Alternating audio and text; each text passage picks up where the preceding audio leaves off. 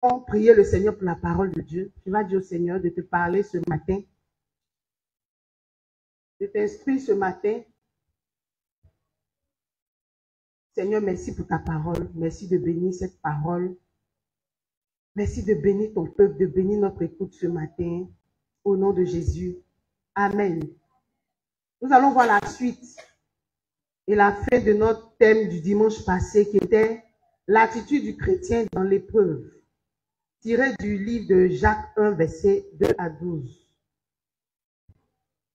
On va juste relire le passage. Mon frère Antoine va m'aider avec les lectures. Aujourd'hui, c'est la fête des pères. On ne va pas durer à l'église parce que les mamans doivent envoyer les papas à Sini. On va faire vite.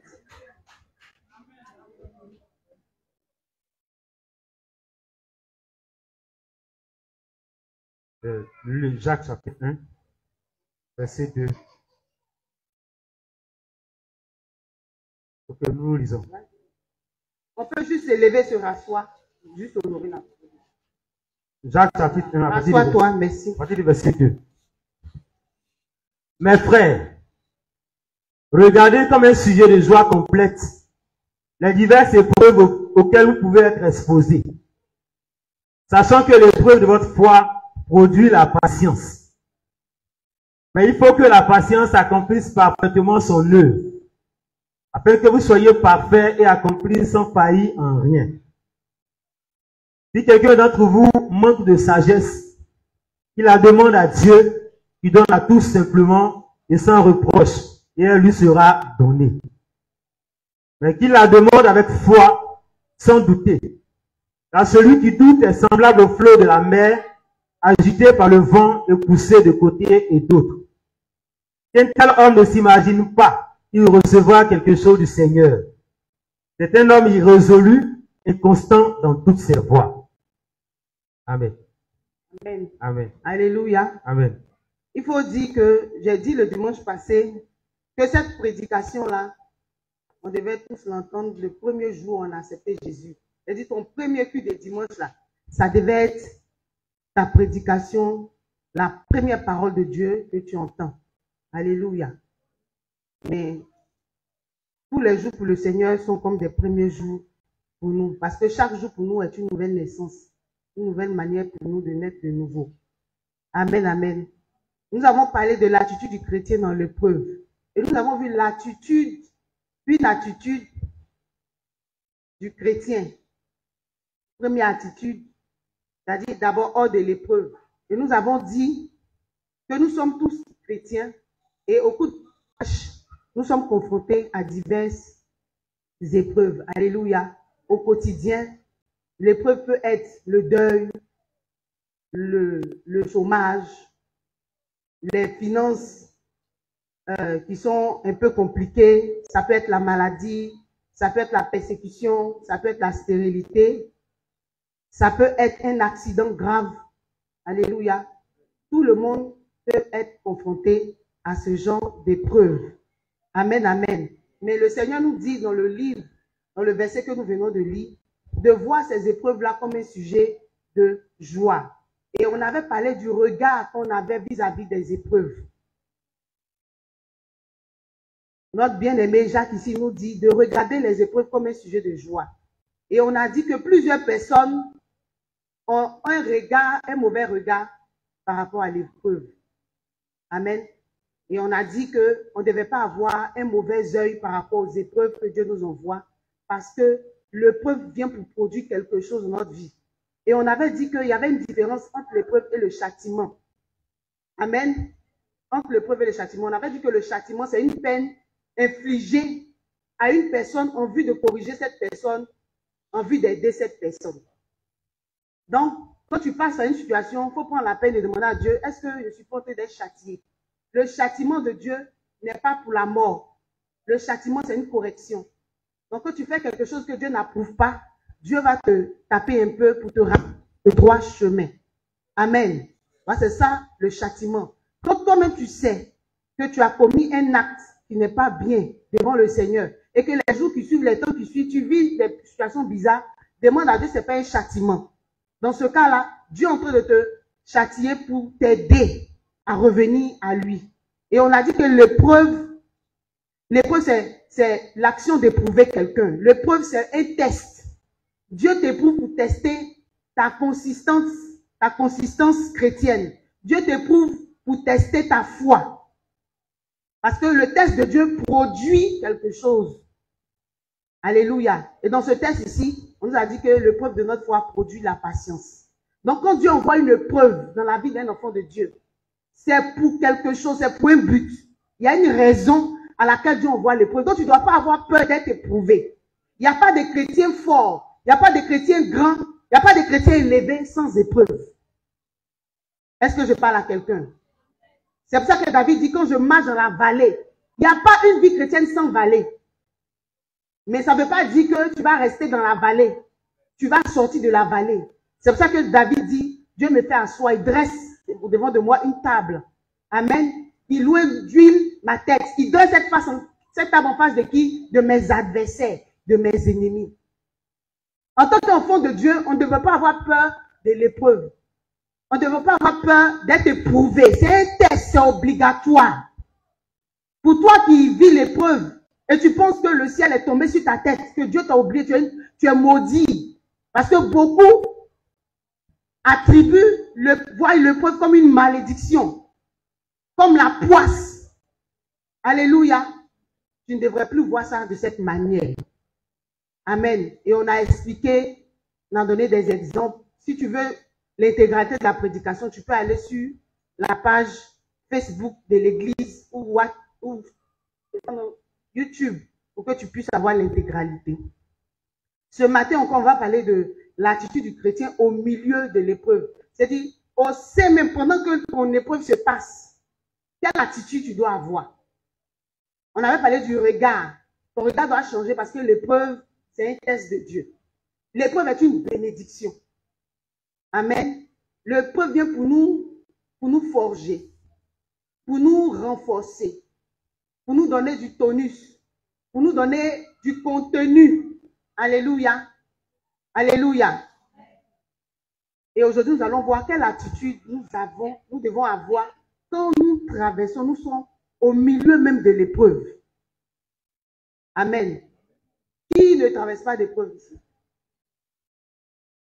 Il faut lever ta main, on va s'arrêter, tu vas nous imposer les mains. Alléluia. Qui ne passe pas par une épreuve? Il y a d'autres qui viennent de passer leur examen. Ça, c'est une épreuve, ils attendent les résultats. C'est une épreuve difficile. Alléluia. Et notre bien-aimé Jacques nous dit que l'épreuve a un but. Mais la plupart d'entre nous, nous ignorons ça. Et nous avons expliqué ça le dimanche passé. L'ignorance nous tue. Et David a dit, Seigneur, pardonne-moi tout ce que j'ignore. Pardonne-moi mes égarements.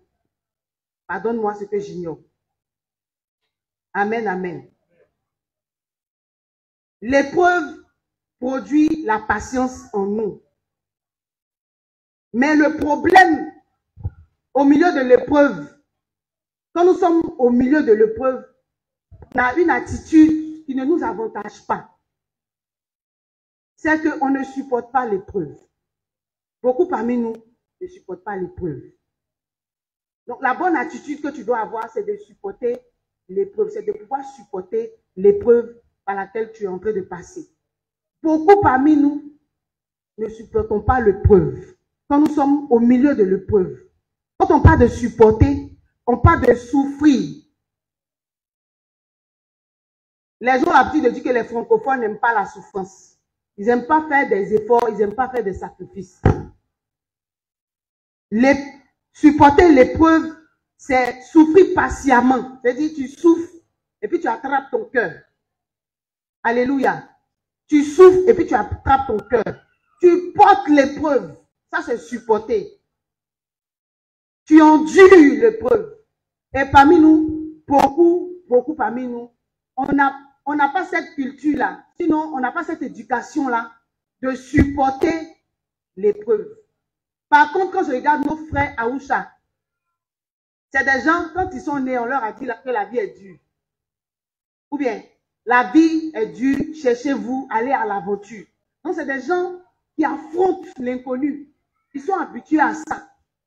Mais la plupart des chrétiens ne supportent pas l'épreuve. Quand un chrétien passe par une épreuve, c'est fini. C'est que Dieu l'a abandonné. C'est-à-dire, porter la souffrance même, porter ces douleurs-là, c'est compliqué. C'est normal parce que qui ici a envie de souffrir? Qui se lève du matin et puis dit, Seigneur, donne-moi souffrance. C'est difficile pour tout le monde. C'est difficile. C'est pour ça qu'on met souffle. Il y a le souffle que tu dois dégager dedans. Il y a un souffle que tu mets au milieu de l'épreuve. Tu dois avoir du souffle. Tu dois porter. Parce que tu es là comme ça, tu ne t'attends pas à une nouvelle. Par exemple, il décède d'un proche et puis ça arrive. La Bible dit que tu dois supporter l'épreuve. Patiemment. Et ça, c'est pour ça que j'ai dit que quand tu viens premièrement, on devrait te faire asseoir et dire, mon frère, bonne arrivée. Mais les gens t'ont dit, viens à Jésus. Tu vas avoir mari, tu vas avoir travail, tu vas avoir enfant. Tes souffrances seront terminées. Il y a un temps où Dieu met point aux souffrances. Mais quand tu viens là, tu souffres.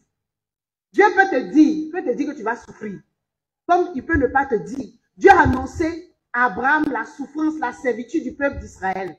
Il dit, ils vont aller souffrir d'un pays étranger. Ils seront asservis là-bas pendant des années. Alléluia. Ils ont fait 300 ans, c'est ça, non? 400 ans. Moi, mais il y en avait 10 dessus. 400 ans d'esclavage, de servitude. Mais ils ont supporté ça. Combien de siècles? Supporté. Bien aimé, si tu ne supportes pas,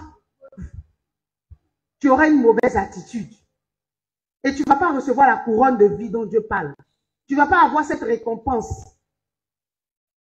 Parce que déjà, ton arrière-plan joue sur le fait que tu n'arrives pas à porter l'épreuve. L'épreuve là, pour porter l'épreuve, il faut avoir Christ. J'ai expliqué le dimanche passé.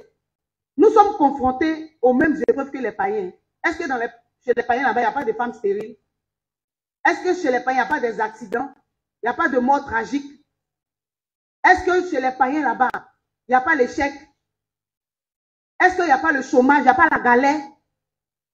Mais est-ce qu'eux, ils supportent ça? Alléluia. Certains, oui, mais pas tout le monde.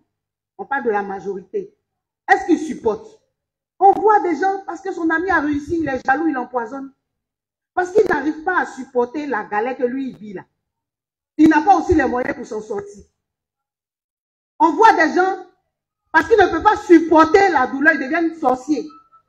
En allant tisser des pactes chez les marabouts, chez les féticheurs, pour avoir l'argent, ils deviennent sorciers. Alléluia. J'ai suivi un documentaire où un jeune homme allait baptiser pour avoir de l'argent. Et le monsieur lui a demandé une partie de son corps.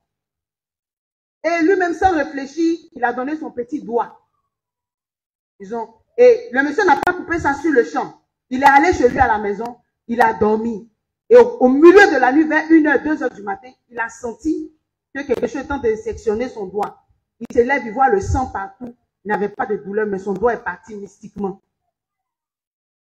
Et à partir de là, chaque jour, il doit avoir 300 000 et 5 francs dans son portefeuille. Ça apparaît dans son portefeuille. Les histoires de bédou magique. Quand ça apparaît dans le portefeuille, il doit dépenser ça par jour. Et il ne doit pas payer terrain avec. Il ne doit pas faire une bonne chose avec. Il ne peut pas faire quelque chose qu'il va léguer à ses enfants ou à un frère. Il doit dépenser dans l'alcool, dans les bars, dans les femmes. Parce que comment il doit? Parce qu'il ne voulait pas accepter. Il ne savait pas que dans sa vie, là, c'est sa main qu'il a donnée là qui allait le rendre riche. Parce que le diable ne te demande pas quelque chose qui n'est pas utile.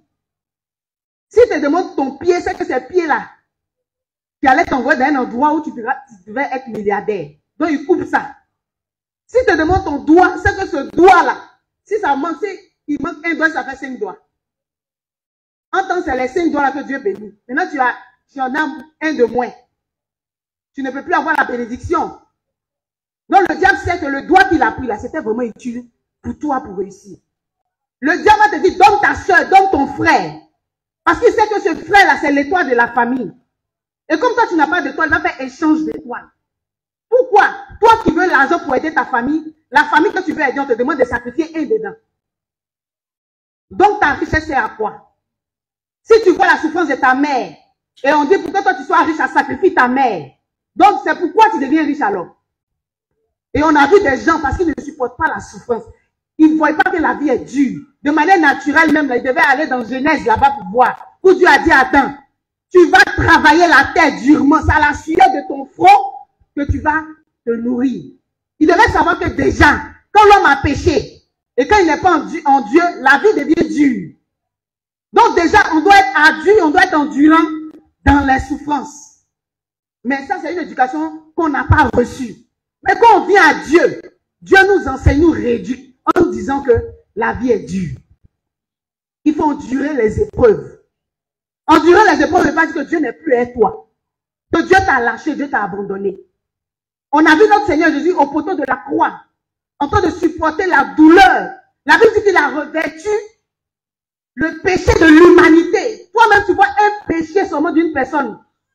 Tu tombes évanoui. On verse l'eau glace sur toi pour que tu te réveilles. Mais Jésus, il a porté le péché de l'humanité à la croix. La Bible dit qu'il a poussé des cris, avec des cris et des larmes, qu'il a enfanté notre salut. Alléluia. Il a enduré la souffrance. Mais nous, notre grâce, c'est quoi? C'est que Jésus a déjà passé par le chemin de la souffrance. Alléluia. Donc, nous ne portons plus seuls ce poids-là. Parce que Jésus a déjà porté la grande partie. Et nous, notre souffrance qu'on endure, c'est pour prouver à Dieu que, Seigneur, tu as déjà souffert pour moi. Ce que je suis en train de faire là, ce n'est rien. C'est une manière de te dire que je suis avec toi. Alléluia. Frère, il faut commencer à accepter que la souffrance fait partie de ta marche chrétienne et que tu dois l'endurer. Tu dois porter ça avec brio, avec fierté. Même quand ça fait mal dans ton cœur, tu sais que tu n'es pas seul. Il y a quelqu'un qui a déjà porté ces douleurs-là avec toi. La Bible dit, Dieu ne mettra pas une souffrance qui est au-delà de nos forces. Amen. Dieu dit, quand il envoie l'épreuve, il nous donne aussi les moyens de nous sortir de l'épreuve. De nous sortir des tentations. Donc quand tu es éprouvé, tu n'es pas seul. Parce que le Seigneur a déjà donné la mesure de la souffrance. Il t'a déjà donné la capacité de sortir de cette souffrance. Mais c'est le manque de connaissance. C'est l'ignorance qui nous fait sortir. Et souvent pour d'autres, c'est tellement difficile. Pour d'autres, c'est tellement dur. Que vraiment souvent, ils prennent la tangente. Alléluia. Nous devons apprendre à supporter l'épreuve. C'est important.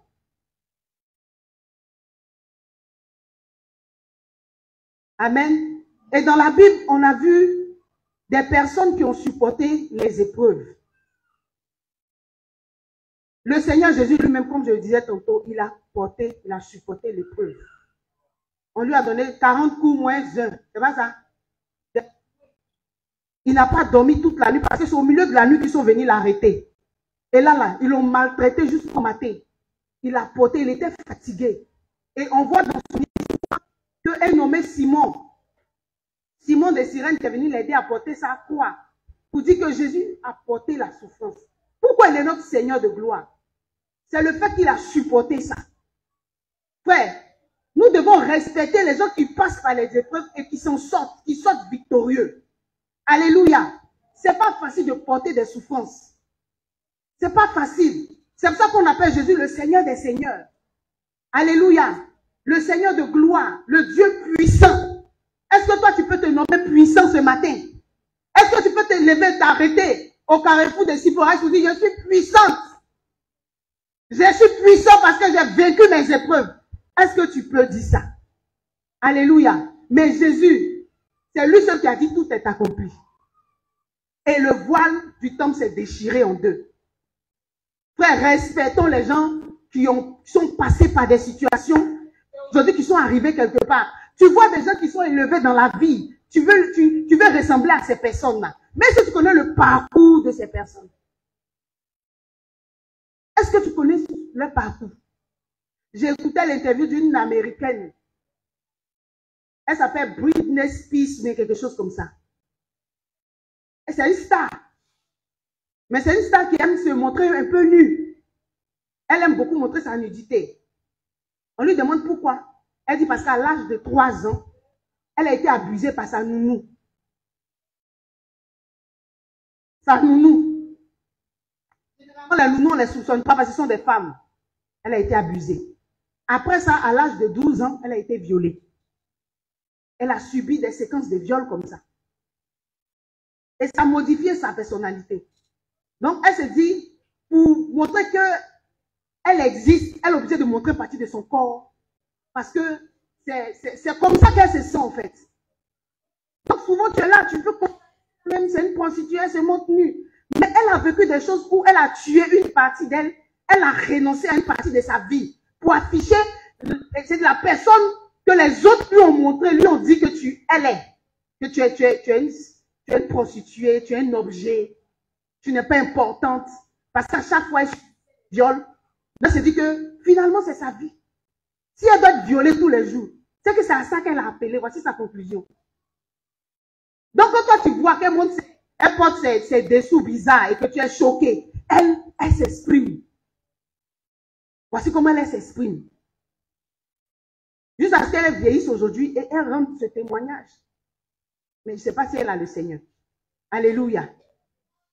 Mais les gens portent des souffrances. Les stars que vous voyez, parce que mini, tu veux porter mini.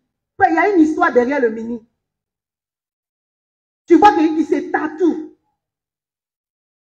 Tout dernièrement, j'ai partagé sur mon statut l'histoire d'un jeune homme qui s'appelle John Gabbana, qui était un grand drogué, un grand dealer. Il s'est tatoué sur son visage partout, dans sa tête, dans ses cheveux. Partout. Et parce qu'il a connu une enfance difficile. Jusqu'à ce qu'en prison, tu ne sors pas où. Et ceux qui donnent les Bibles, elle a sa Bible. En lisant la Bible, il va faire sa rencontre avec le Seigneur. Aujourd'hui, tu le vois. Il est tatoué déjà. Tatouage, je ne sais pas si quand ça rentre dans le sang, on peut enlever. C'est fini comme ça. Bon, celui-là, tu vas venir dans une église, tu vas le trouver à ses tatouages. En même temps, tu as dit, le diable est ici. Je sors. Le pasteur, là, c'est un gangster, il est tatoué partout. Mais c'est son histoire passée. Des gens ont des souffrances passées. Tu veux ressembler à ces personnes-là. Ou bien les gens qui se droguent, c'est pour rien.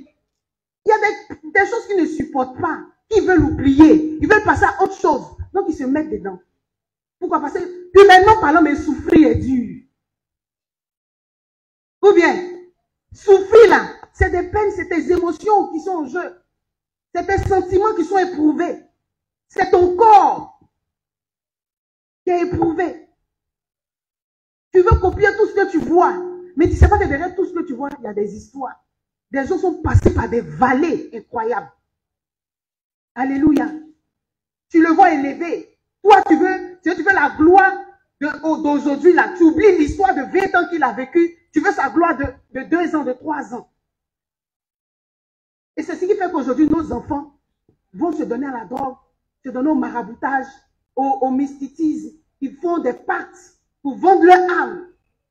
Frère, tu as ton histoire. Dis à ton voisin, tu as ton histoire avec le Seigneur. Il y a qui tu es. Le Seigneur a enduré ces souffrances-là. Aujourd'hui, on l'appelle le Seigneur de gloire. Le Igoué. Quand on se lève et puis on prononce ça, c'est avec respect. C'est avec vénération. On respecte son nom. Quand tu dis Jésus, toi qui prononces le nom de Jésus là, tu sais le prix que Jésus a payé pour ta vie. J'ai l'habitude de dire que celui qui porte son habit, c'est lui qui connaît la valeur de son habit. Toi qui portes Jésus, c'est toi qui connais la valeur de Jésus. Donc quand tu dis Jésus là, tu ne prononces pas ça comme ton voisin qui est à côté.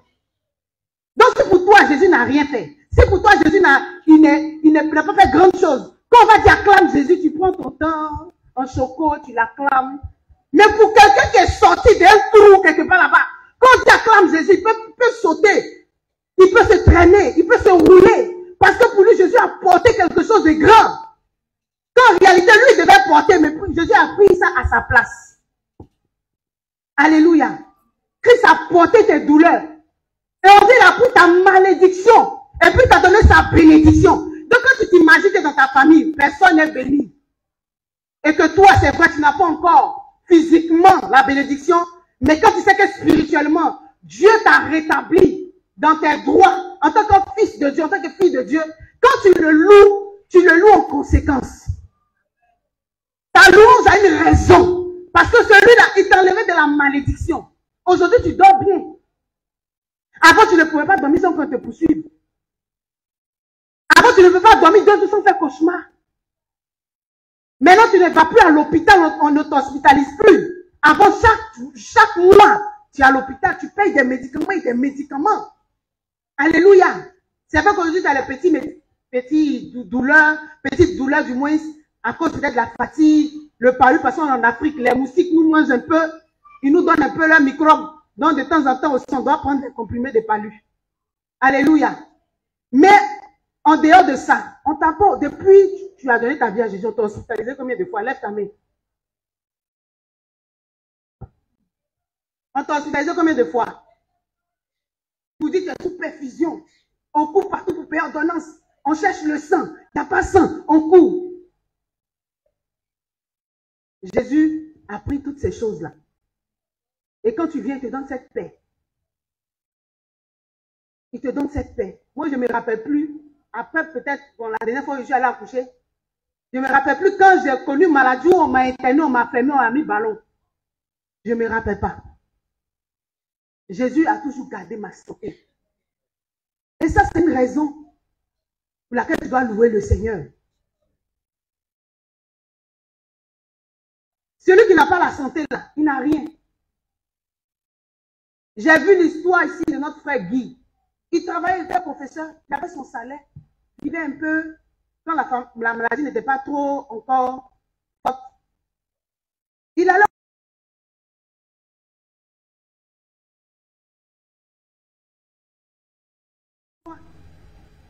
Il ne pouvait même pas souvent dormir, même s'asseoir, c'était compliqué. Quand tu n'as pas la santé, tu n'as rien. Alléluia. Mais quand tu as Jésus, il t'assure ces choses-là. Sinon, ce qu'on mange, pour toi qui n'es pas marié, qui mange dehors, tu sais ce que les femmes mettent dans la nourriture là. Les cumagies blancs là. Cumagies blancs, comment vous l'avez derrière mamite. Et c'est pour mettre dans la nourriture, puis c'est sucré. Quand tu finis de manger, tu as l'impression que tes dents vont tomber. Alléluia. Ça fait un peu comme quelqu'un qui a mangé mangue. Tu manges tout ça. Tu penses que c'est parce que tu es fort, tu te jettes bien. C'est parce que Jésus a payé le prix à la croix du calvaire. Il a porté ses souffrances. Ensuite, pour pouvoir avoir une bonne attitude au sein de l'épreuve, il faut être ferme dans l'épreuve. Il faut rester ferme dans l'épreuve. Parce que supporter puis rester ferme, là, ce n'est pas la même chose. Parce que quelqu'un peut dire, j'attrape mon cœur. J'attrape mon cœur. Par exemple, quelqu'un qui ne supporte pas, on dit, il prend son cœur, il veut supporter, il arrive devant le médecin, il attrape son cœur, mais quand il voit aiguille là, il peut dire non, j'abandonne. Il n'est pas ferme dans son épreuve, il n'est pas ferme dans sa douleur qu'il veut supporter. Moi, j'ai vu des papas pleurer devant Pupu. Il ne peut pas supporter. Oh, ici, on dit dans l'épreuve, il faut être ferme. Ferme, ça veut dire que tu ne chancelles pas. Tu ne te détournes pas. Tu es quelqu'un qu'on ne peut pas ébranler dans sa foi, dans son épreuve. C'est-à-dire que comme tu vois l'épreuve là, comme Moïse devant la mer Rouge, et puis tu dis, gardez le silence. Le peuple d'Israël, derrière Moïse, en train de crier, Moïse, il y a quoi même? On t'a parlé, non? On t'a dit, hein? Est-ce qu'il n'y avait pas de tombe en Égypte là-bas? Maintenant, tu veux qu'on meure ici. Tu es venu nous humilier. C'était mieux qu'on soit esclaves que tu nous envoies ici pour mourir au bord de la mer. Alléluia. Maintenant, en dehors de ça, il y a Pharaon et ses chars. Tous ces meilleurs chars. Bon, tu t'en vas attaquer un peuple qui est à bras nus. Le peuple Israël est sorti à main levée. Ils n'avaient rien, ils étaient désarmés. Ils n'avaient pas d'armes. Maintenant, quand tu prends tes chars d'élite, tes meilleurs chars pour les poursuivre. C'est les lance-roquettes. C'est les épées où on lance là-haut. En tout cas, les bombos. Tout ce qu'ils avaient, ils venaient contre le peuple là. Et puis Moïse, il est le leader, il est arrêté devant la mer Rouge. Tous ces cris, ces bruits de chats, il entend. Et puis le peuple crie dans son oreille. Et puis il dit, gardez le silence. Hein? C'est ça, on dit, pour être ferme. Tu es là comme ça. Et puis il dit, Seigneur, à partir d'aujourd'hui là, moi je vais vivre la chasteté. Et puis c'est ton modèle de femme là qui passe devant toi. Tu dois dire à ton corps, garde le silence. Alléluia. Garde le silence. Tais-toi, petit, tais-toi. Calme-toi.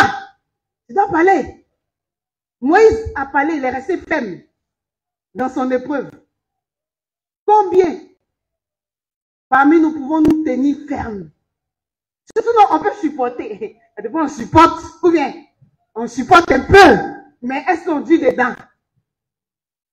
Souvent, tu as des gens qui viennent te dire, mais toi là-haut, c'est qu'à la fin de Jésus, souffrance finit pas.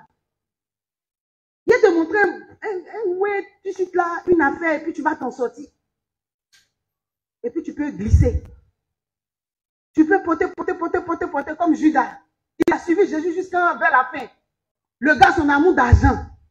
Quand il a vu l'argent, 30 pièces d'argent. On dit pièces, c'est pas billet. Pour dire que peut-être ça fait des années, Judas n'a pas encore même une pièce. Quand il a décidé de suivre Jésus, il renonçait à tout. Il a tout laissé. Et puis il est là, toujours il compte l'argent de Jésus. Mais là, cette personne dit, toi, mais on va te donner ça. Si tu nous montres seulement où Jésus est, si tu le vends seulement, il dit, c'est que je suis donné 30 pièces. Il y a longtemps, moi, mais il cherche ça. Comme la caisse de Jésus, il ne va pas mettre ma main dedans. Là. Attends, il va prendre ça. Alléluia. Et il va vendre Jésus. Pour combien? Parce qu'il n'a pas pu tenir. Donc souvent, tu supportes. Tu es dans la marche. Tu es chrétien 1 an, 10 ans. Mais quand l'épreuve monte, souvent tu descends. Alléluia. L'épreuve monte comme ça. Vous, comme ascenseur, ça s'en va. Et puis toi-même, tu descends. Par quel miracle, je ne sais pas. Mais tu te retrouves hors de l'ascenseur. Alléluia. La Bible, il faut rester ferme dans l'épreuve. Il faut rester constant. Tu ne dois pas douter. Tu dois garder la foi. Dans l'épreuve, on garde la foi. La foi, c'est quoi? C'est la parole que Dieu t'a donnée. La parole qui vient de la bouche de Dieu. Il sort de la bouche de Dieu. Dieu t'a donné une parole pour dire, ma fille, tu vas voyager. Mais tu vas partir par la voie légale. Reste tranquille. Et puis tu es là, on te montre les circuits. Et puis toi-même, tu circuits là. Ta camarade que tu connais là, elle arrive, en fait, t'appeler pour dire, ma CP ici à Paris. Et puis toi, tu te rappelles que la parole de Dieu dit, tu vas partir par la voie légale. Mais la voie légale, là, ça fait 2 ans, hein, tu n'es pas encore parti. Mais ceux qui prennent les voies détournées sont déjà arrivés. Tu connais 10 personnes qui sont déjà à Paris. Ils ont eu travail même. Ils ont commencé à envoyer l'argent au pays. Leurs frères ont commencé à payer terrain, ils ont commencé à élever immeubles. Frère, si tu n'as pas Jésus là, hein, tu vas prendre le raccourci. Amen, amen. Abraham, Dieu lui dit, Abraham, tu auras un fils. Abraham attend 1 an. Parce qu'au moment où Dieu lui donnait la prophétie, et puis l'accomplissement de la prophétie, il y a eu 25 ans. Dieu dit un peu de temps, mais un peu de temps de Dieu là, hein, ça peut prendre des années. N'est-ce pas? Donc Abraham, Dieu lui dit, tu auras un fils. Il attend. Il ne voit rien. Il dit, mais Dieu, voici Eliezer. Il faut le prendre. Il attend. Dieu merci, sa femme aussi se lève et dit, inspiration.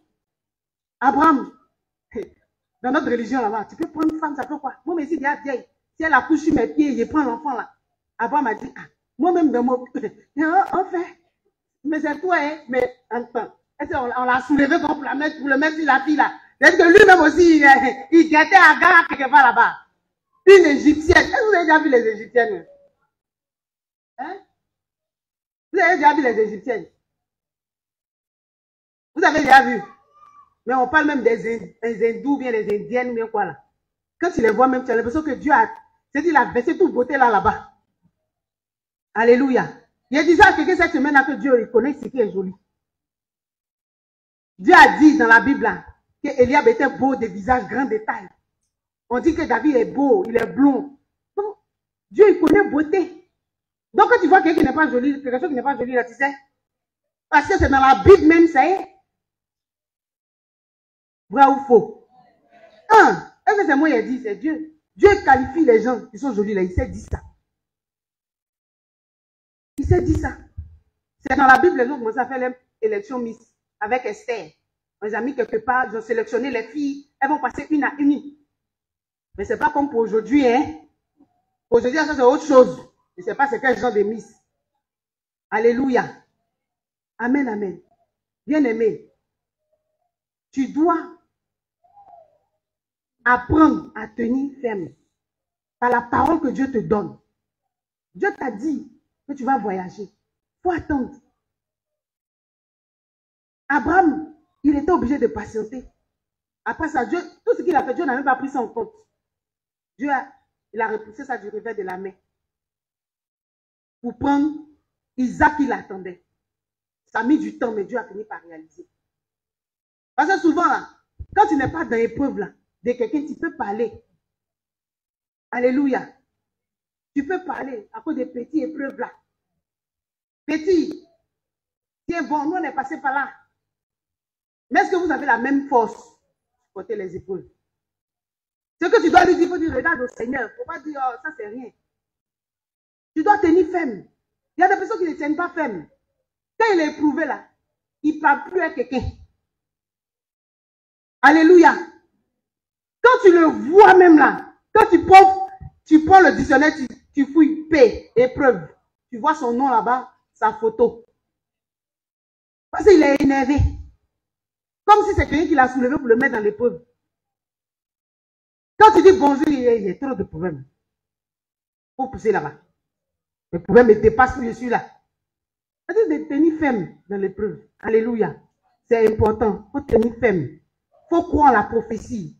Continue de prier dans l'épreuve. Continue de jeûner dans l'épreuve. Continue de venir à l'église dans ton épreuve. On a eu notre frère Guy ici qui est un exemple. On doit écrire un chapitre même dans le livre des apôtres pour Guy. Alléluia. Parce que Guy était fréquent au culte. Si ce n'était pas qu'il est parti se reposer au ciel, là, sa chaise est vide. C'est là il s'asseyait, malgré la maladie. Souvent, il vient, c'est mon bien-aimé Marshall qui va prendre son sac. Souvent, il attrape le mur là comme ça. Pour mettre un pied, il y a ma soeur qui dit, mais lui là, il ne peut pas s'asseoir à la maison. Mais il veut venir écouter la parole. Parce que ce qui le tenait là, c'est la parole de Dieu. Dans son épreuve, il était là. Les soirs, mercredi même. Souvent, il ne vient pas faire réception, mais il vient quand même pour s'asseoir. Il était toujours. C'était là qu'il pouvait être. C'était là qu'il trouvait son bonheur. C'était là que, en tout cas, il était épanoui. C'était là qu'il avait l'espoir. Toi, dans l'épreuve, tiens ferme. Tiens ferme dans ta foi. Tiens ferme dans la prière. Aujourd'hui, là, beaucoup de chrétiens ne prient pas. On ne prie pas et puis on veut miracle. Tu ne payes pas le prix du miracle et puis tu veux le miracle. Le prix, c'est la prière, c'est le jeûne. C'est le jeûne. Tes offrandes, tes dîmes. Dieu a dit de le mettre à l'épreuve en donnant tes offrandes. Quelque chose que tu as, honore Dieu avec. Reste ferme dedans. Alléluia. N'écoute pas la voix de l'inquiétude. N'écoute pas la voix de l'incrédulité. Qui va te dire, tu n'as pas l'argent. Toi, tu n'as pas encore payé maison. C'est toi, tu es venu payer, hein, cotisation 50 millions pour payer terrain. Toi, tu es bien. Et c'est l'affaire de Dieu ne te rend pas fou même. Tu ne manges pas le matin. C'est toi qui es en train de cotiser l'argent pour donner à pasteur pour payer terrain. Alléluia. Ça, c'est la voix du doute. C'est la voix du diable. Parce que tu ne pourras pas voir Dieu dans sa gloire si tu ne réussis pas ton test. Si tu ne restes pas ferme dans l'épreuve. Alléluia. Ensuite, dans l'épreuve, il faut louer le Seigneur. Au sein de l'épreuve, il faut louer Dieu. Quand tu as éprouvé la loue le Seigneur. On a notre bien-aimé, Paul et Silas, dans le livre de Actes 16, verset 26, on ne va pas lire, qui étaient en prison. Mais la Bible dit au milieu de la nuit, ils ont commencé à louer le Seigneur. Les autres prisonniers là entendaient leur louange. Ils louaient Dieu. Les gens qui étaient enchaînés se sont mis à louer le Seigneur, à célébrer le Seigneur. Et la Bible dit qu'il a eu un tout à coup dans la prison. Et tout à coup, Dieu s'est manifesté. Au milieu de l'épreuve, on doit louer le Seigneur. Au milieu de l'épreuve, donne des louanges à Dieu. N'insulte pas Dieu. Ne dis pas Dieu, tu es mauvais. Dieu, tu es méchant. Dieu, tu n'es pas gentil. Tu m'as oublié. Quand tu vois que ton frère te rend son témoignage, toi aussi de ton frère, dis Seigneur, merci. Je bénis le Seigneur pour le témoignage de ma soeur. Mais je sais que je vais rendre comme mon témoignage. Mon témoignage sera aussi grand et glorieux. Tu ne dois pas murmurer. Tu ne dois pas serrer ton visage. Alléluia. Alléluia. Frère, moi j'étais à l'école. Le premier de ma classe, en troisième, je l'avais devenu chauffeur de taxi. En ce moment-là, on était éprouvé hein, dans les devoirs. Il coupait les 18, les 20, les 19. Il a dit, mais lui, là, mais on va nous donner place quand? Quand on dit mathématiques, devoirs, tu sais que ton avenir n'est pas là-bas.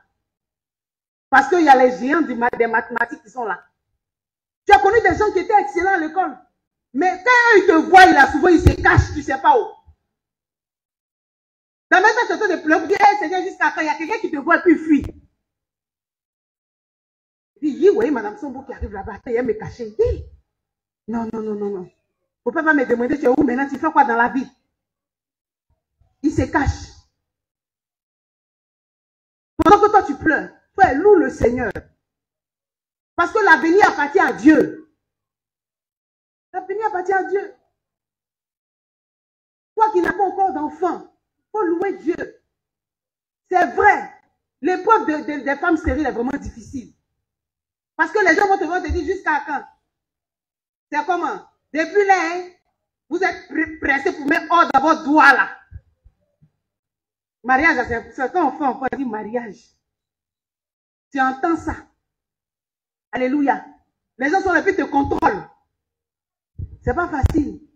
Mais loue le Seigneur. On a vu Anne. Tous les jours, on lui donnait des choses, Mais elle n'était pas heureuse. Pourquoi? Parce que sa rivale faisait quoi? La mortifiait, l'injuriait, se moquait d'elle. Loue Dieu dans ton épreuve. L'épreuve ne peut pas ton histoire. C'est ton histoire. C'est ta vie. Vous avez connu Céline Dion, non? Hein? La diva. Vous l'avez connue. Est-ce que vous savez qu'à quelqu'un peut même pas ouvrir la voix, la bouche pour chanter? Feeling, mais ça ne sort pas. Ah, ça ne sort pas. Ça ne sort plus. Alléluia. La Bible dit les premiers seront les. Tu veux forcément ressembler à quelqu'un. Pourtant, toi, tu as ta destinée.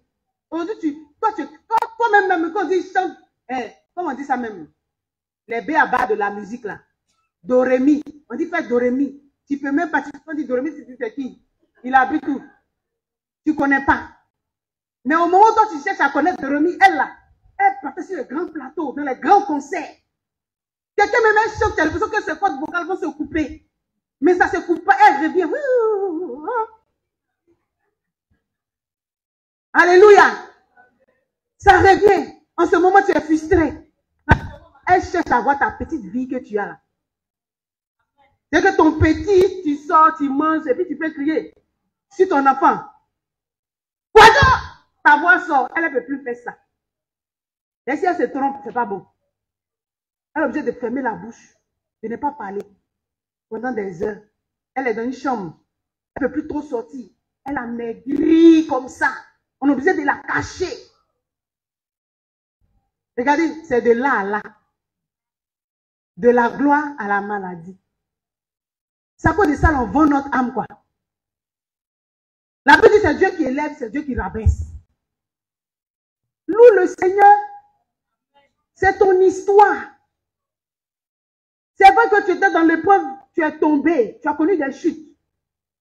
Mais le Seigneur a dit, 7 fois le juste tombera, 7 fois Dieu va le relever. Je suis pas en train de t'encourager, mais pour te dire, lève-toi. Et puis commence à louer le Seigneur, tu n'es pas mort. Moi, j'ai connu quelqu'un qui était commando. Il était un ancien braqueur. On était tous commandos. On était dans un groupe de commandos d'élite. Et puis un jour, esprit de vol est revenu en lui. Il allait voler, même jour il est mort. Ils l'ont tué. Il y a un homme de Dieu que je connais. Il a volé un jour. Quand il était encore dans le monde. Ils l'ont frappé jusqu'à les gens pensaient qu'il était mort. Ils ont mis bâche noire sur lui.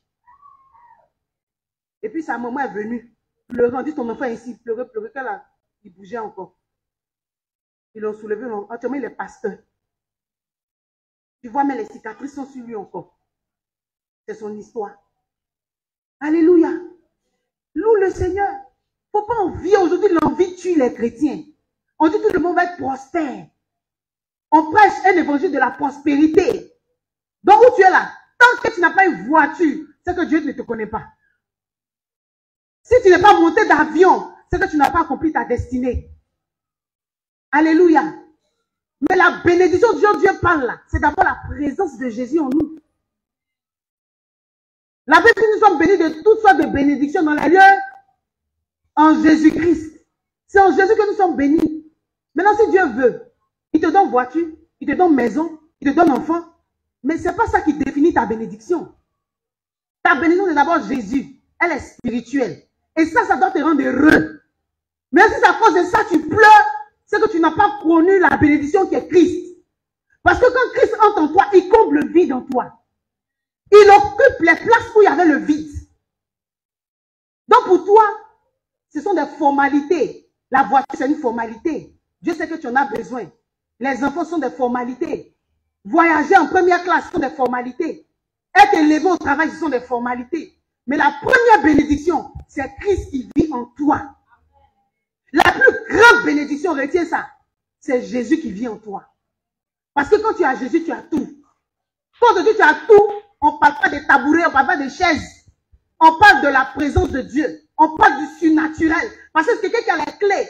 Dieu a dit à David, je te donnerai les clés du royaume. Vous savez, la Bible dit, vous allez chasser les démons, vous allez opérer les miracles. Mais ça ne se fait pas comme ça. Quand tu lis le texte, la Bible dit, je vous donne les clés. C'est à partir des clés là qu'on peut opérer. On peut chasser les démons. On peut marcher sur les serpents et les scorpions. Parce que tu as les clés. Dans le royaume de Dieu, il y a les clés. Quand on parle du royaume de Dieu, on parle de lieu où Dieu se manifeste. Donc Dieu peut te donner la clé de la guérison. Dieu peut te donner la clé de quoi encore?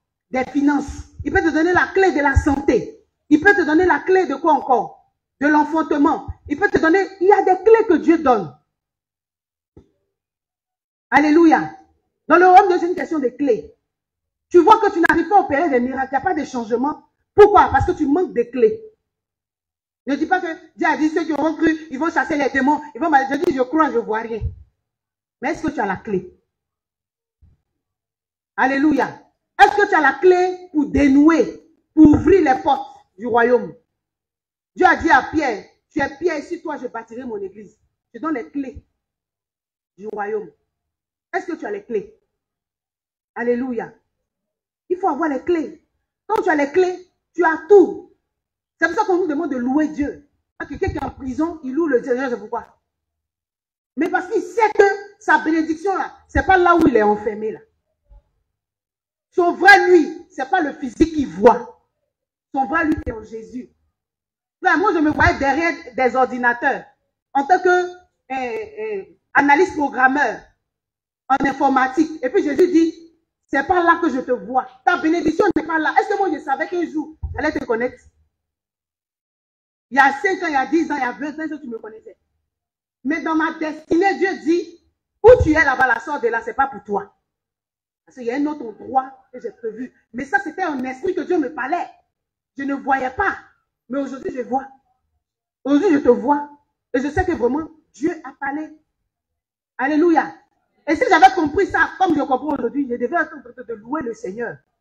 Quand le Seigneur te dit, tu es béni là, toi, tu veux voir avant de commencer à louer. Commence à louer parce que c'est déjà fait. C'est une question de jour, de temps. Et Dieu, c'est parce qu'il veut nous bénir qu'il nous donne cette prédication-là. Pour nous dire, commencez à louer. Les épreuves sont là, les épreuves arrivent. Mais louez le Seigneur. Louez le Seigneur. Parce que je vais faire de grandes choses. Toi qui passes par des situations difficiles, loue Dieu. Loue Dieu. Dis-lui ce qu'il est, ce qu'il a fait. Ce qu'il a fait pour toi, ce qu'il est. Loue le Seigneur, ne te décourage pas. Même si ce que tu vois la douleur s'intensifie. Tu vois, les choses se compliquent. Les portes se ferment. Pendant que tu loues le Seigneur, continue de le louer. Il aura un tout à coup dans ta vie au nom de Jésus-Christ. Alléluia. Ensuite, dans l'épreuve, tu dois te soumettre à Dieu. Tu dois te soumettre à Dieu. La Bible dit, Antoine, il faut lire ça rapidement. Jacques 4, verset 7.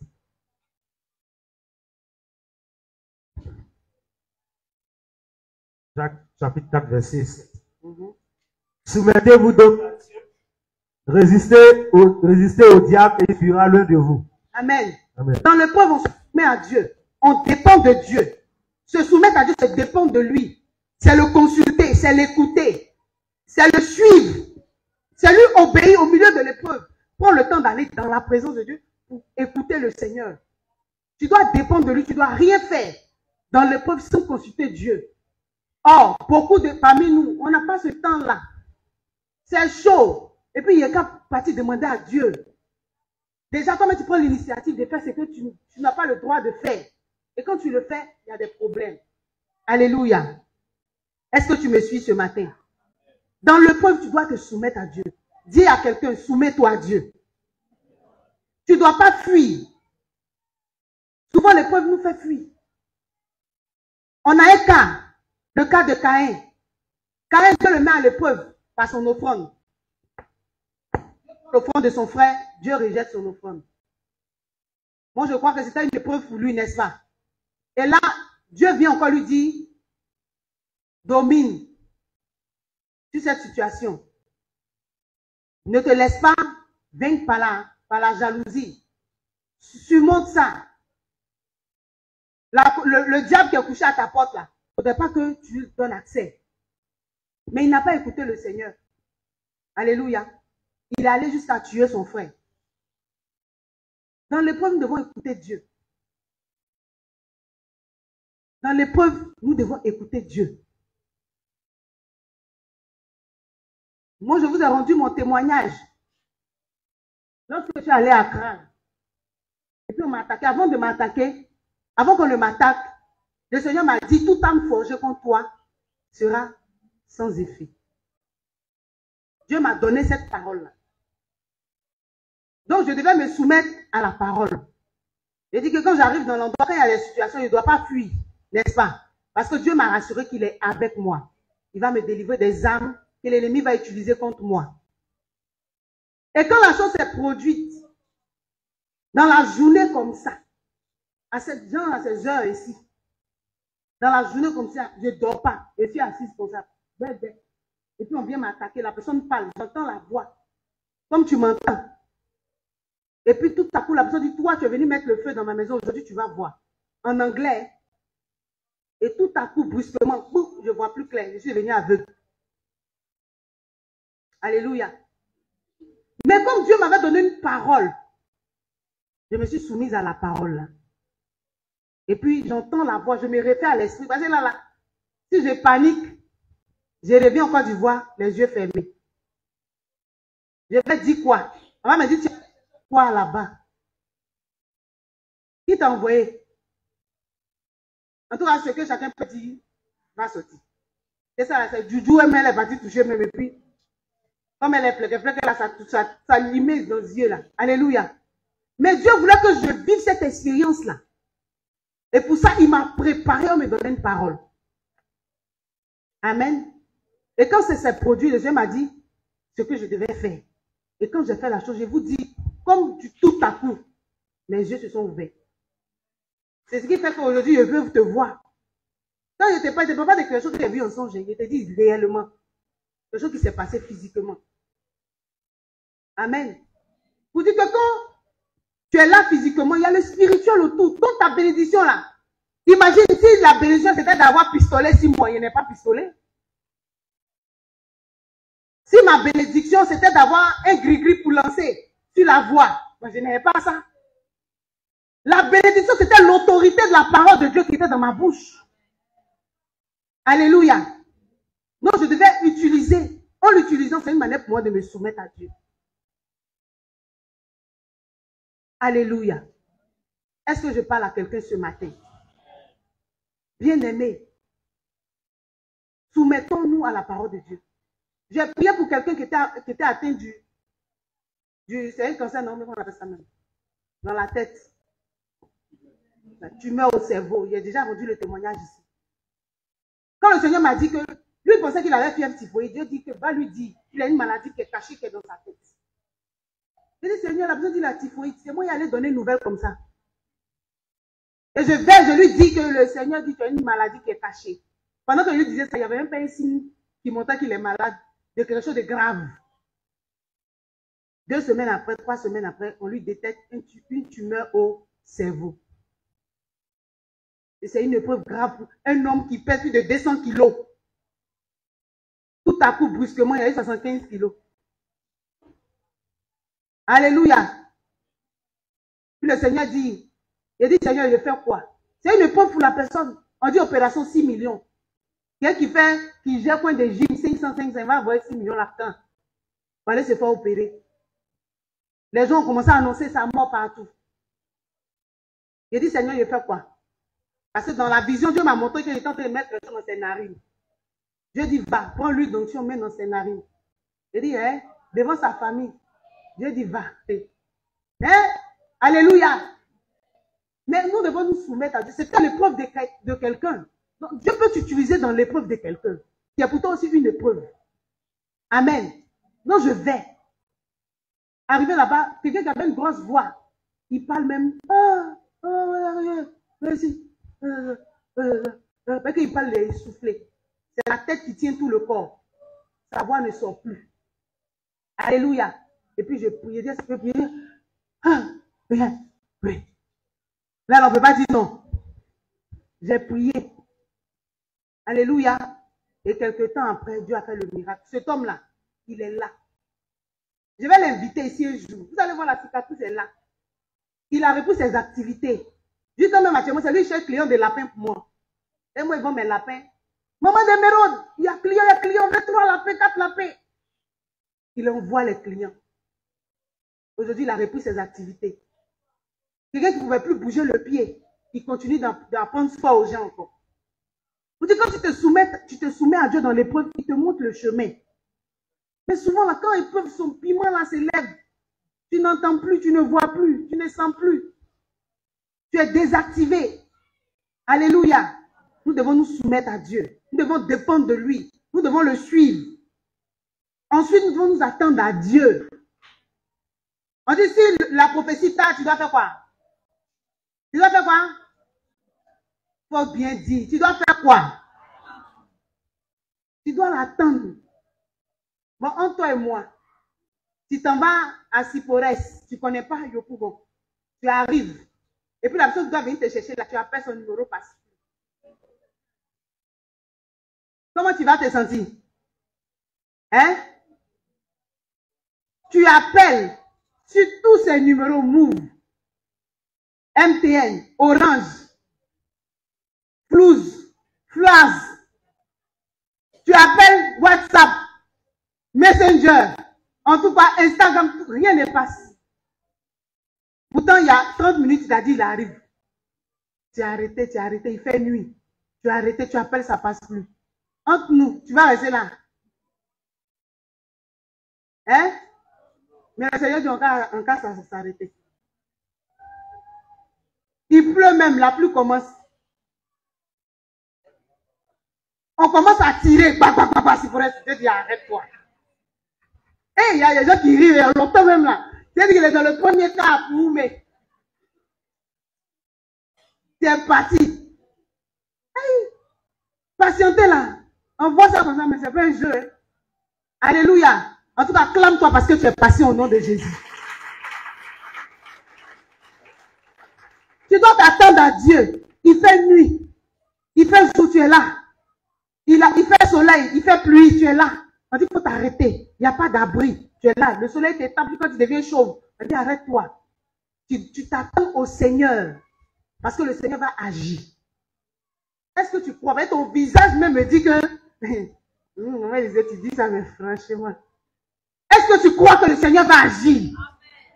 Dans ton épreuve. Toi, si moi j'étais proche épreuve, c'est moi-même là. Et si maman épreuve. Alléluia. Et puis c'est même pas fini. Et si encore dedans, J'ai subi épreuve. Il y a des épreuves où il y a fait échec et maths. Il y a des épreuves où il y a fait un peu d'échec, un peu de succès. Il y a des épreuves où il y a fait totalement succès. Il y a des épreuves où même là. J'ai dit, ça m'a vertigé même, ça m'a mis dans le sable, ça m'a jeté même hors de la voie de Dieu là-bas. Alléluia. Alléluia.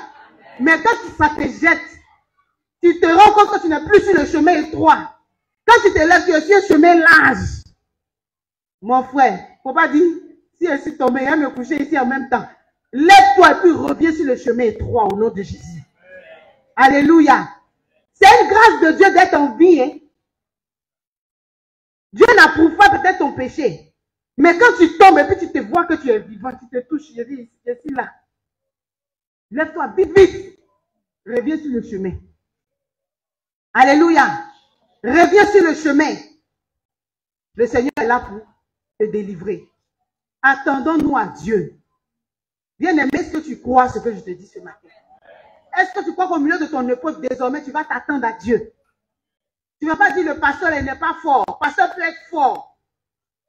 Et puis tu vas attendre. Vous voyez, au bord de la piscine, le monsieur qui a fait 38 ans, on va dire 3 jours et 8 secondes. 38 ans. On dit qu'il était où? Au quoi? Au quoi? C'est au bord, à côté ou bien au bord? Quand on dit au bord là, c'est où? Hein? À la limite, non? Il était au bord. Il a fait 38 ans au bord. On dit quand l'ange vient là, le mieux, celui qui tombe là, il est déjà sauvé. Mais lui, il est resté au bord. C'est-à-dire au bord même, place-toi où, quand tu vois un mouvement, même tu glisses pour tomber dedans. C'est pour dire, mais sa paralysie, il était grave. Hein? Ou bien il était hémiplégique. Vous connaissez les hémiplégiques, ils ne peuvent même pas bouger le doigt. Filmer. Mais c'est ça aussi, c'est quel genre de paralysie? La Bible ne dit pas, on dit il est paralysé pendant 38 ans. Mais c'est quel genre de paralysie? C'est peut-être du Dieu, le monsieur aussi il est paralysé. Au bord de la piscine, il a fait 38 ans. Il pouvait même se glisser. Mais si c'est facile de rester sur un côté, l'ange il descend à quelle heure, on ne sait pas. Est-ce que vous voyez la foi qui est là même? Est-ce que vous voyez même l'endurance dans l'épreuve là? Quelqu'un qui est au bord de la piscine, il n'est pas à côté. Il est au bord de la piscine. Et puis, il n'arrive pas à tomber dans la piscine pendant 30 ans et puis 8 ans encore pour mettre dessus. Jusqu'à Jésus va dire, attends, il y a un gars là, si moi je ne me lève pas pour lui, c'est pas bon. Il risque de mourir là. Alléluia. Et je sais que Jésus va venir te relever de ton épreuve au nom de Jésus. L'épreuve là ne va pas t'engloutir au nom de Jésus. Amen, amen. Jésus lui-même, c'est un cas exceptionnel. Toi, ton miracle ne passe pas par la piscine. Ça passe par Jésus lui-même, en personne. Jésus, le roi des rois, le médecin par excellence, qui se déplace. Et puis Jésus vient à la piscine, il ne s'occupe pas de tous les malades. Il vient spécialement pour le gars. Il dit, mon gars, il y a quoi? Ça a trop duré, la lève-toi, rentre à la maison. Prends ton lit et marche. Alléluia. Prends ton lit. Effort qu'il ne pouvait pas faire là. Quand il a vu Jésus, il a eu la force. Je déclare ce matin que là où tu manquais de force, parce que Jésus est présent, la force de Dieu entre en toi. Et tu te relèves dans ton épreuve. Tu reçois la force dans ton épreuve. Tu reçois l'endurance dans ton épreuve. Et tu sors de ton épreuve au nom de Jésus-Christ. Alléluia. Et encore dans l'épreuve, pour finir. Dans l'épreuve, il faut aimer Dieu. Romains 8, verset 35. Le dernier verset que tu vas lire.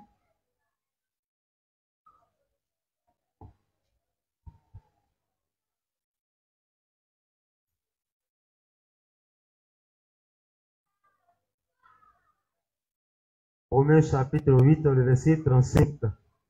Nous lisons. Qui nous séparera de l'amour de Christ? Sera-ce la tribulation, ou l'angoisse, ou la persécution, ou la faim, ou la nudité, ou le péril, ou l'épée? Amen. Amen. Amen. Qui nous séparera de l'amour de... On dit ce n'est pas les... Pour répondre à un, ce n'est ni... Ce n'est ni La tribulation. La tribulation, c'est-à-dire les épreuves, les persécutions. Ni l'angoisse. L'angoisse, toi qui es angoissé, dis dans ton épreuve là, continue d'aimer Dieu. L'angoisse ne doit pas te séparer de l'amour que tu as pour Dieu. Encore? Ni la persécution. Ni la persécution, ceux qui te persécutent, qui sont dans ton dos. Les sorciers, les esprits méchants, les hommes qui te persécutent. Leur persécution ne doit pas enlever l'amour de Dieu en toi pendant ton épreuve. Ni la faim. On dit ni la quoi? La faim. Toi, quand tu as faim, Dieu n'est plus Seigneur. Tu as entendu? Est-ce que tu as entendu comme moi? Est-ce que c'est ma parole? C'est la parole de Dieu. Est-ce que tu as entendu? On dit ni la faim. La faim ne doit pas enlever l'amour de Dieu en toi. Donc c'est une épreuve aussi, hein? Avoir faim là. Jésus a connu la faim. Ok? Ni la nudité. Ni la nudité, tu n'as pas habit pour porter, tu n'as pas là pour payer habit nouveau, tu as toujours les anciens habits, ça ne doit pas te séparer de l'amour de Dieu. Ni le péril. Ni le péril. Le péril, c'est-à-dire, souvent, il y a la guerre dans le pays, hein? Il y a la mort partout, les balles volent de partout, il y a les bombes, ça ne doit pas te séparer de l'amour de Dieu dans cette épreuve-là. Ni l'épée. Ni l'épée. L'épée, c'est quoi? La mort. Alléluia. Tu peux être devant la mort. Vas-y, aujourd'hui, on va couper ta tête. Alléluia. Amen. Tu dois dire, Seigneur, je t'aime malgré tout. Amen. Amen. Il y a des gens qui sourient. Seigneur, je t'aime. Pendant que l'épée est ici, ils ont mis l'épée ici, ils disent, oh, je t'aime, I love you, Jesus. You are my best love. Oh, God, I love you forever. C'est-à-dire que tu commences à donner des poèmes, hein, pendant que tu vois épée là. Ouais, si Dieu nous dit ça aujourd'hui, c'est pour nous préparer, on ne sait jamais. On a vu des gens devant l'épée, ils ont dit, je ne connais pas Jésus. Devant l'épée, ils ont dit, je ne connais pas Jésus. Les gens ont régné Jésus. Encore tu vois ici. Des pasteurs ont régné Jésus. On a vu Judas régner Jésus. Pierre qui est Pierre là, devant l'épée, il a fait quoi? Il a fait quoi? Il a régné Jésus. Il dit, là, si Jésus le connaît, autrement on va me cogner demain matin. Je ne le connais pas. Je ne l'ai jamais vu. Alléluia. Je ne le connais pas. La Bible dit, dans de telles épreuves, tu ne dois pas renoncer à l'amour de Dieu. Dans ton épreuve, tu dois t'assurer que tu aimes Dieu. Et dans cette épreuve-là, tu dois voir cette épreuve comme un sujet de joie. Tu dois tout le temps en joie. Il faut faire l'expérience naïvement. Tu es dans une épreuve, commence à louer Dieu dans ces temps. Commence à aimer Dieu. Qualifie le Seigneur. Vous savez, j'aime bien mon frère Antoine. Quand Antoine était encore célibataire, maintenant ça a diminué un peu. Hein. Quand il était encore célibataire, quand tu dis, mon frère, bonjour, oh, que l'amour du Seigneur. C'est-à-dire pour lui, rien n'était grave, quoi. Quand Antoine te salue là, quand il te dit pas bonjour simplement, bonjour, bien-aimé de Dieu, le Seigneur t'aime, l'amour de Dieu est avec toi. Qui a connu ça de lui? Ah, toute la salle. Alléluia. C'est ce que le Seigneur veut. Nous, on sait que Antoine même se fâche même. Quand lui, il se fâche, il parle beaucoup. Quand tu vois Antoine multiplier les paroles, c'est qu'il est un peu énervé. Mais tu ne peux pas le voir s'énerver comme volcan. Mais il parle beaucoup. Il parle, il se répète, il parle. C'est ça, non? Alors, je le connais, acclamé pour mon fils. Alléluia. Donc, il faut avoir les bonnes paroles. L'épreuve aime Dieu. Parce que c'est Dieu qui est avec toi dans l'épreuve. Tout le monde va t'abandonner. Mais lui ne t'abandonnera jamais. Il sera avec toi dans le parcours, dans le chemin. Il est le Dieu du parcours. Il est avec toi et te tient la main. Il a dit, même si ton père t'abandonne, ta mère t'abandonne, tes enfants t'abandonnent, je ne t'abandonnerai jamais. Même si ton travail arrive à t'abandonner, même si tes finances t'abandonnent, même si tes soutiens, ceux qui sont là, t'abandonnent, ton mari t'abandonne, moi l'Éternel, je ne t'abandonnerai jamais. Dieu est avec toi dans l'épreuve. C'est pour ça qu'il te dit de voir ça comme un sujet de joie. Quand Dieu met l'épreuve dans ta vie, c'est un moment où Dieu est en train de te dire que bientôt, tu vas connaître la gloire. Bientôt, tu vas connaître l'élévation. Bientôt, tu vas connaître un changement. Tu vas connaître un tout à coup de Dieu dans ta vie. Les chaînes seront brisées. Les verrous des prisons vont tomber. Dieu va se manifester puissamment. Frère, ne vois plus l'épreuve comme la mort. Ne vois plus l'épreuve comme une souffrance imposée par l'ennemi. Vois l'épreuve comme un sujet de joie, comme une bénédiction que Dieu envoie dans ta vie. Tu n'es pas seul, c'est vrai. Tu marches, les situations imprévues arrivent. C'est difficile, mais persévère. Endure l'épreuve, supporte ton épreuve. Parce que ton épreuve est en train d'écrire une histoire dans ta vie. Et cette histoire va marquer le monde au nom de Jésus-Christ de Nazareth. Dans ton épreuve, ça fait dans ton épreuve, peut-être que tu as enfreint à des lois. Peut-être que dans ton épreuve, tu es tombé. Mais relève-toi, parce que tout ça, ce sont des épreuves. Alléluia. Tout ça, ce sont des épreuves que Dieu est en train de construire pour ton histoire, pour ta destinée. Alléluia. Alléluia. Aie une bonne attitude dans l'épreuve. Change de regard. Et dans ton épreuve, supporte l'épreuve. Reste ferme dans l'épreuve. Loue le Seigneur dans ton épreuve. Oui, dans ton épreuve, tu dois garder la foi. Dans ton épreuve, tu dois aimer Dieu. Tu dois persévérer. Tu dois être endurant. Parce qu'à la fin, Dieu va te couronner de gloire. Est-ce que tu peux acclamer le Seigneur ce matin?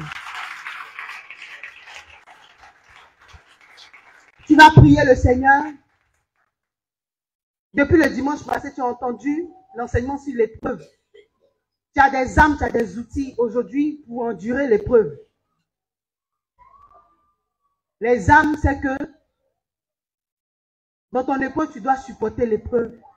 Tu dois être ferme dans l'épreuve. Tu dois te soumettre à Dieu dans l'épreuve. Tu dois dépendre de Dieu dans l'épreuve. Tu dois louer Dieu dans l'épreuve. Tu dois l'aimer davantage dans l'épreuve. Tu dois persévérer, être ferme. Prie le Seigneur.